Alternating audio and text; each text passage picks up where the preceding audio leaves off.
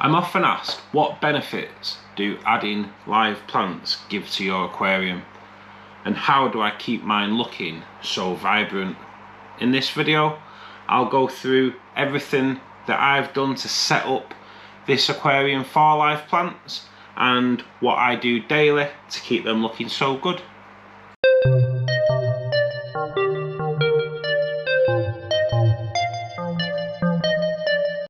Hi, I'm Russ, welcome back to my channel. If you're new here, I've been in and out of the aquarium hobby now for over 30 years and I've got 4 different aquariums on the go with different things in each one, but currently concentrating on the species of rainbow fish, and this is my rainbow fish aquarium. As you can see, fully planted and looking exceptional. It's now over 2.5 years old and everything in here is thriving. So today we'll have a look at what I do to make it thrive. So we'll start with the benefits of adding live plants to your aquarium. So number one, really, aesthetics. There are that many different variations of plants on the market nowadays that you can make an absolute masterpiece in your aquarium. There are different shades of greens, there are different shades of reds, different shapes of leaves. The stem plants will sway in the flow of the water, which gives a great 3D effect to your aquarium. Red plants such as the lotus, tiger lily here, just so vibrant and can just turn an aquarium into something just absolutely stunning. So live plants offer great visual effects. Adding live plants will replicate the natural habitat of your rainbow fish or any fish. Live plants will help reduce stress in all of your fish. Every now and again your fish will just need to take a break, be it from harassment from other fish or same species. Males will harass females. Live plants give them fish somewhere where they can just retreat and just chill out a little bit, which obviously you do want a stress-free environment, and live plants will offer that. Simulating a natural environment with live plants will also not just reduce stress, but will also encourage natural behaviours like breeding and foraging. Live plants play a crucial role in maintaining water quality by actively contributing to oxygenation. Through the process of photosynthesis, plants absorb carbon dioxide exhaled by the fish and release oxygen, thus improving overall oxygenation levels in the aquarium. This helps prevent oxygen depletion, which can be detrimental to the health of the aquatic organisms. Additionally, live plants absorb nitrates, ammonia and other harmful substances, effectively reducing the accumulation of toxins and enhancing water quality. Live plants also act as natural filters, absorbing excess nutrients such as nitrates and phosphates from the water column. These nutrients, if left unchecked, can lead to a rapid growth of algae, which obviously is not what you want. By consuming these excess nutrients, live plants help maintain a nutrient balance, which inhibits the proliferation of algae. Consequently, the presence of live plants aids in the prevention of unsightly algae blooms and reduces the need for chemical intervention, promoting a healthier and more natural aquarium environment. Live plants foster a biological balance in an aquarium by providing a diverse ecosystem for beneficial microorganisms. These microorganisms contribute in the breakdown of the waste, helping maintaining a cleaner and healthier aquarium environment. Additionally, live plants offer surfaces for beneficial bacteria to colonize, aiding in the establishment of a robust biological filtration system. This filtration system further enhances water quality, reducing the risk of diseases and promoting overall health and longevity of fish and other aquatic organisms. So that is the benefits of adding live plants to your aquarium. So how do I keep these plants looking so vibrant and so healthy? Well, you have to wind back to day one really when you're setting up your aquarium. I'm a strong believer if you get what you pay for.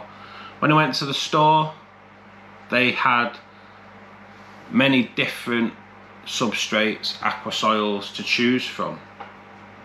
Cheaper to the more expensive brands such as the Fluvial Stratum and the Tropica. In here I went Tropica.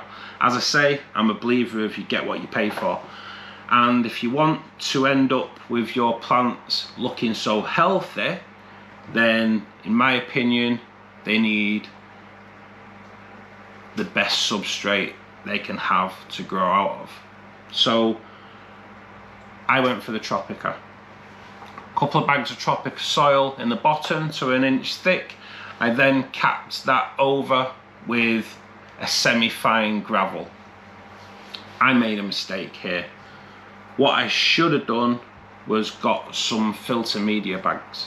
If I'd have poured the soil into the filter media bags and then put them down and then capped it with the gravel, when I came to move plants about, I wouldn't have pulled up the soil and made a bit of a mess. I know you can get it out with a magnet, but it's quite a lot. Over time, over the 2 years or 2.5 years that this tank's been running, I've moved plants around, I've swapped plants, put new plants in, so I have dragged substrate through, and I regret doing that, I really do. I should have got the filter media bags, but hey ho, that's the way it is. So plant your plants, give them the best start in life that you can give them by the best substrate that you can get. If you want to go cheaper, you can, but the results might not just be the same. So how do I keep them looking so healthy? These plants get fed a fertilizer every day. Plants need food, as we all do. The nutrients that are produced by fish waste aren't really going to be enough to keep your plants healthy. As with soils, there's quite a large variety of fertilizers that you can buy. When I started off with this aquarium, I used API Leaf Zone. It's a great product. Didn't have a problem with it. Just found it quite expensive for the size of bottle that you got. So I had a look around online and I found this. I buy it from a store that I buy plants from online, Neutro Plus. You get it in big bottles. It's about £40 for a bottle that size. I subscribe, so it gets delivered to my house every other month, and that is what I've used for the past 2 years. Now in my CO2 tank I use the 2-hour Aquarist APT3. Like I say, that goes every other day into my CO2 tank. That's a tank that I've never shown on my YouTube channel as yet, but in time no doubt I will go into that as well. So the fertilizer I use now, the Neutro Plus, is a fertilizer that requires to be added to your aquarium daily. Now what that will do will obviously build up your nitrate level, but this tank gets a 40 to 50% water change weekly. The plants love a big water change, and rainbow fish love a big water change. Not all fish do like a massive water change. So if you're watching this video and you don't have rainbow fish, then stick to your 10 to 20% per week, or when it is you ever do it. So adding the fertilizer daily really does help your plants flourish. As you can see, my plant's doing really great on it. The lotus tiger lily, that is magnificent. When I put that into the aquarium, it's a bulb. There was a single bulb that went in there. Really, within a few months, it had produced a sister bulb, and I've recently noticed that another bulb has been produced, hence why it's looking so kind of great, really, because it is 3 plants in there now.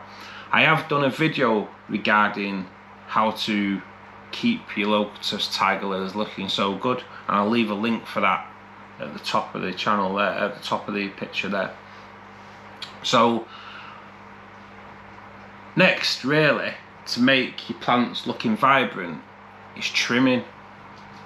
Don't be scared of trimming your plants back. I was when I first started, and you don't need to be. Stem plants, if your stem plants are growing too big, cut them as near to the leaf as possible, replant the stem. The cut point of the will grow 2 stems out, so over time that will thicken up and you'll end up with a great display from the stem.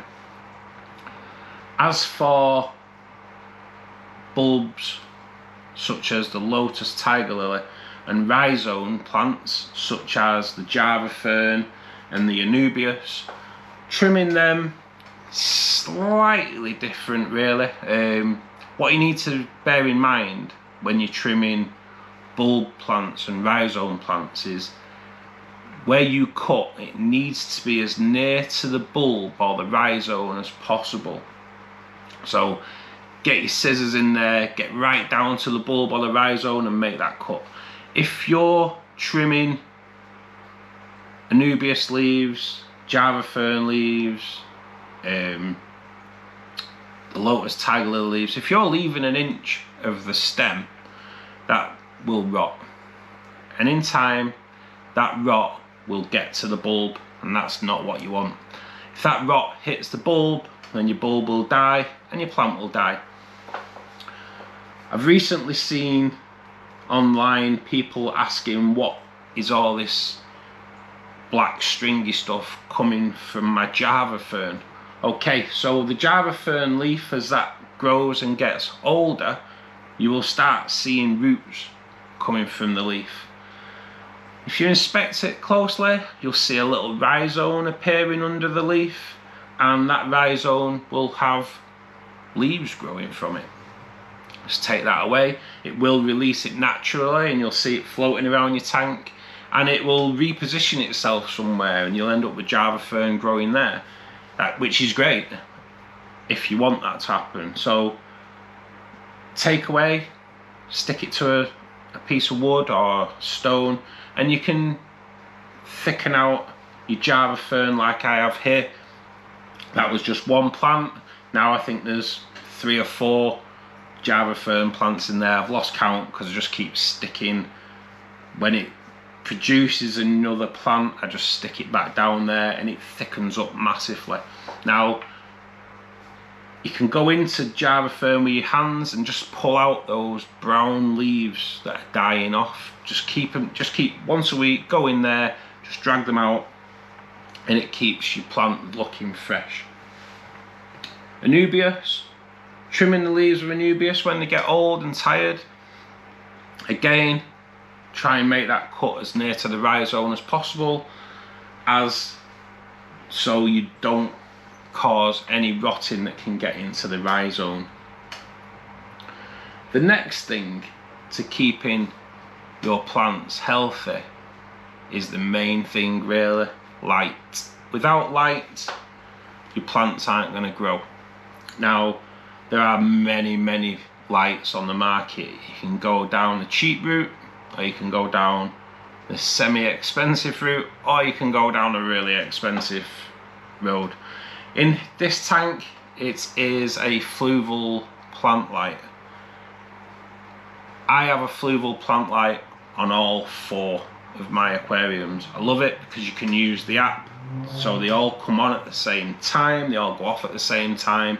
It just works for me, and it works for the plants. Once I put a fluval plant light on this aquarium, that took my plant growth to another level, and I've never looked back since. So I can say really that a majority of the reason why my plants look so good really is the light. The more you can spend on light and fertilizer, to be perfectly honest, is the better. Go down the cheap road, you're just not going to have the results that you can get through the better lights. I am learning on the CO2 tank at the moment. I probably need a stronger light in there because red plants don't do too great. But this is no CO2, and as you can see, the plants are looking fantastic in here. So I hope today that you've enjoyed the video, and if you have, please click the like button, and if you haven't already, if you could subscribe to the channel. Subscriptions are free, so click the subscribe button. That'd be really great. I'd be thankful for that. It helps the channel grow so much, and hopefully I will see you in the next video. Bye now.